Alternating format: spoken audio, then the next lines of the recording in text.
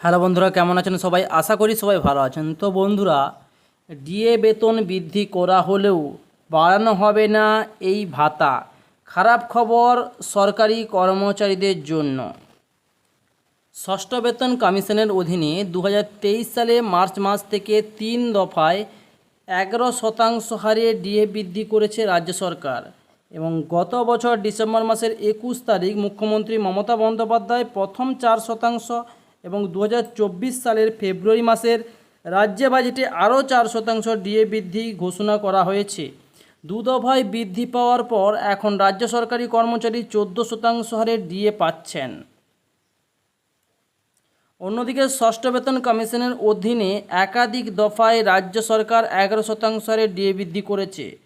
অন্যদিকে পঞ্চম বেতন কমিশনের ক্ষেত্রে এখনও বকেয়া রয়েছে ডিএ। অন্যদিকে নিয়ম অনুযায়ী ডিএ বৃদ্ধির পাশাপাশি মজুরি বাড়ানো হয়েছে, তবে সেই বর্ধিত হারে মজুরি বৃদ্ধি হয়নি সরকারের অধীনে থাকা দিনমজুরদের। আর এর প্রভাব পড়েছে জনস্বাস্থ্য এবং কারিগরি দপ্তরের উপর, কারণ বড় সংখ্যক দিনমজুর রয়েছে এখানে। 2023 সালের মার্চ মাসে 3% ডিএ বৃদ্ধি পাওয়ার সময় দিনমজুরের দৈনিক 17 টাকা করে বৃদ্ধি করা হয়েছিল।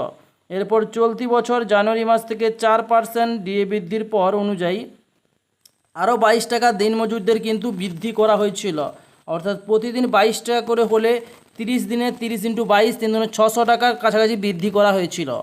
নিয়ম অনুযায়ী প্রতিবার ডিএ বৃদ্ধির সঙ্গে সঙ্গে মজুরের বৃদ্ধি করা হয়েছে, কিন্তু অভিযোগ একটাই, যেখানে ডিএ বৃদ্ধি করা হলেও দিনমজুর কর্মীদের অর্থাৎ চুক্তিভিত্তিক বা কন্ট্রাকচুয়াল কর্মচারী যারা দিনমজুর তাদের বর্ধিত মজুরি কিন্তু তারা পাচ্ছেন না।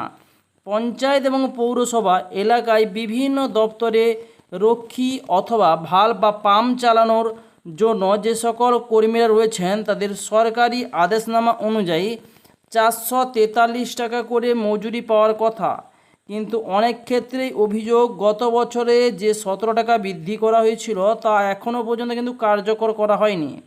আর এমন পরিস্থিতিতে এখনও বহু দিনমজুর কর্মী রয়েছেন যারা সরকারের বিভিন্ন দপ্তরের আওতায় কাজ করেছেন, চুক্তিভিত্তিক কর্মচারী, তাদের 61 টাকা মজুরি কম পাচ্ছেন। নতুন করে 22 টাকা দিনমজুরি বৃদ্ধি পাওয়ার ফলে দৈনিক মজুরি 421 টাকা থেকে বেড়ে 443 টাকা হয়। সরকারের তরফ থেকে 443 টাকা হারে দিনমজুরি দেওয়ার আদেশনামা দেওয়া হয়েছিল। ফলে অভিযোগ বেশ কিছু কর্মচারীর ওই হারে কিন্তু দিনমজুরা বেতন পাচ্ছেন না। তো বন্ধুরা, দিনমজুরদের বা চুক্তিভিত্তিক কর্মচারীদের কিন্তু বেতনের ঠিকমতো সুরাহা হচ্ছে না। তো ঠিক শীঘ্রই এই বেতনের সুরাহা বা বেতন বৃদ্ধি কিন্তু হবে, তাদের কিন্তু দুঃখের অবসান ঘটবে।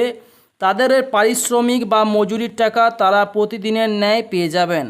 তো আজকের এই ভিডিও কেমন লাগলো সেটা কমেন্টস বক্সে কমেন্টস করে জানাবেন। ভিডিও যদি ভালো লাগে তো অবশ্যই লাইক, শেয়ার এবং সাবস্ক্রাইব করতে ভুলবেন না। তো thanks for watching my video.